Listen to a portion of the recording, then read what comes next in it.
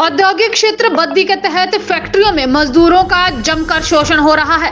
ना तो शोषण को रोकने को लेकर सरकार गंभीर है और ना ही संबंधित लेबर विभाग आए दिन मजदूरों के साथ शोषण की घटनाएं सामने आ रही हैं।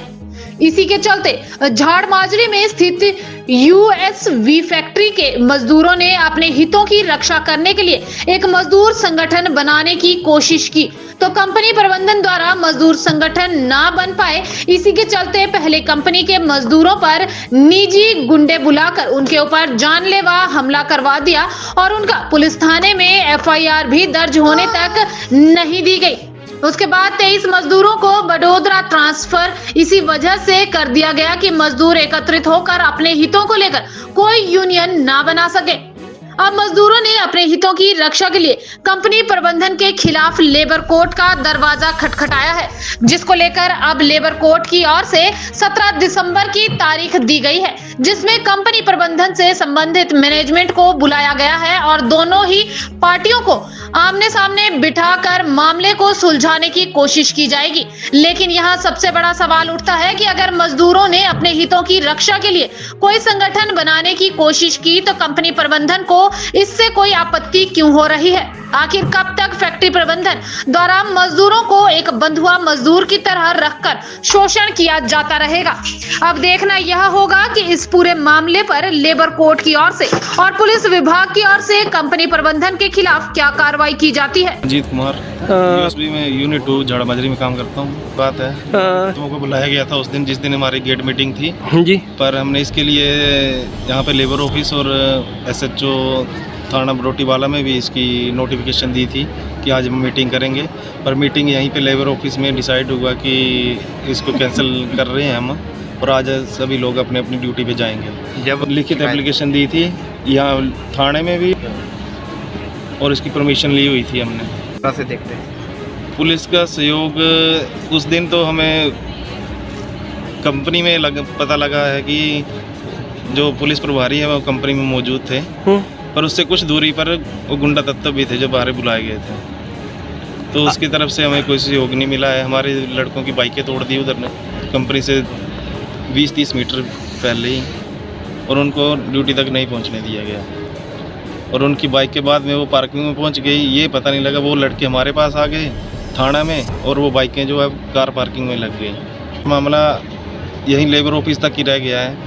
यहाँ पे आज हमारा इनके साथ काउंसलिंग थी पर वो कंपनी प्रशासन से कोई भी नहीं आया है। उनका बस एक जवाब पत्र आया है और अगली तारीख दे दी गई है हमें इसके लिए। हम सहमत नहीं हैं कि हमें बार बार परेशान किया जा रहा है, लंबी लंबी डेटें दी जा रही हैं। तारीख को 17 दिसंबर वो भी अपनी लीगली कार्रवाई करके हमें इसमें ज़्यादा भंडर में अंदर डाल रहे हैं कि ये लंबा केस खिंच जाए और ये लोग अपने संगठन का साथ छोड़ दें। अगली कार्रवाई में हम चाहते हैं कि ये मामला का निपटान होना चाहिए और मज़दूरों के साथ न्याय होना चाहिए। हमारे साथ 143 है, 143 मज़दूर हैं। यहाँ से 23 बंदों को ट्रांसफ़र किया जा चुका है बड़ौदा प्लांट के लिए और वो भी संगठन बनने के बाद संगठन बन जाने के बाद उनका ट्रांसफर। मेरा नाम विपिन कुमार है और मैं यही कहना चाहूँगा कि जैसे अगर कंपनी किसी को गलत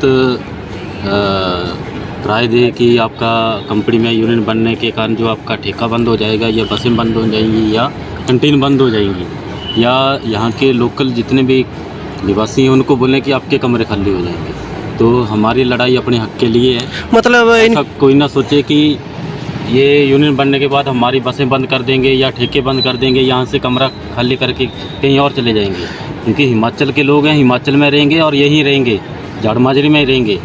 तो ऐसी गलतफहमी में मत आए कोई भी कि ऐसा सोचे कि ये यूनियन बनने से हमें घाटा हो जाएगा, क्योंकि हम अपने हक के लिए लड़ रहे हैं। हम किसी के साथ कोई भी किसी को हानि नहीं पहुंचाना चाहते हैं और हम कंपनी के साथ कल भी थे, आज भी हैं और आगे भी रहेंगे। चलो ये था कि जैसे मिसगाइड करते हैं आगे से आगे लोगों को, तो मैं उसके तौर पे मैं बोल रहा हूँ, क्योंकि गलतफहमी के कारण बंदे जो हैं गलत स्टेप ले लेते हैं, ठीक है। उस कारण मैं आपको बोल रहा हूँ कि ऐसा कुछ नहीं है। हमारा अपने हक के लिए हम सब लड़ रहे हैं, अपनी रोजी रोटी के लिए लड़ रहे हैं। जो सुविधाएं हमें नहीं मिली उनके लिए लड़ रहे हैं। हमारी लड़ाई खुद की है, ना कि किसी की हमें ना ठेकेदार से कोई फ़र्क पड़ता है, जिसका मर्जी ठेका हो, जिसकी मर्जी कंटीन हो, जिसकी मर्जी बसें हो। मैं ऐसा बोल रहा हूँ कि कोई मिसगाइड के कारण हमारे ऊपर कोई सोचता है कि हमारा रोज़गार बंद हो जाएगा, तो हम इनके साथ जो भी है ना, उस चक्कर में बोल रहा हूँ कि हमारी लड़ाई खुद की लड़ाई है, अपने हक़ के लिए लड़ रहे हैं। हम नहीं चाहते कि जिसका हमारे साथ जितने बंदे जुड़े हैं उनके हक़ के लिए लड़ रहे हैं हम, हमारा यही है।